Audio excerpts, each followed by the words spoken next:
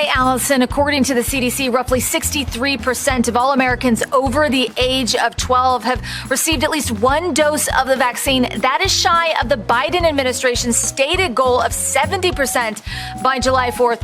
We spoke to one man who, despite having pre-existing conditions, declined the vaccine and now says he's full of regret. Described as COVID on steroids, the Delta variant is sweeping the country. It's not only much more contagious, it's also more deadly.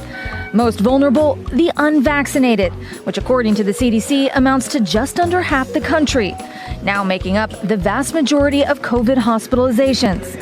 That included Josh Garza. It hit me pretty hard.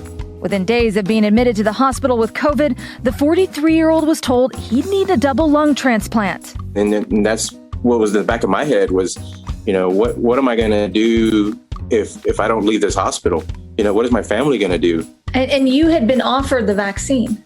I had a chance to take it and get scheduled, and I didn't. I felt, we were following all the guidelines. We were wearing the mask, and I felt like I was enough, and it wasn't. I ended up contracting the virus after all. Across the country, several states are lagging behind in vaccinations. Only 39% of Alabama's residents have gotten one shot.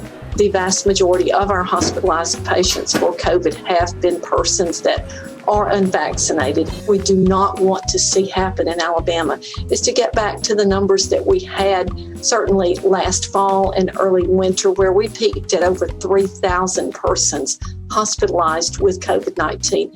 Vaccine hesitancy is very real, particularly in communities such as racially diverse South Central Los Angeles. When we think about the Tuskegee trials, when we look at the abuse of Henrietta Lacks cells and the medicalization of racism in this country, those are the things that may very well need to be addressed for people to openly accept the life-saving essential medicine you're offering them. As for Garza, he's still recovering.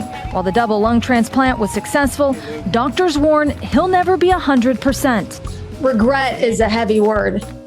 Yes, absolutely. Do you have regrets?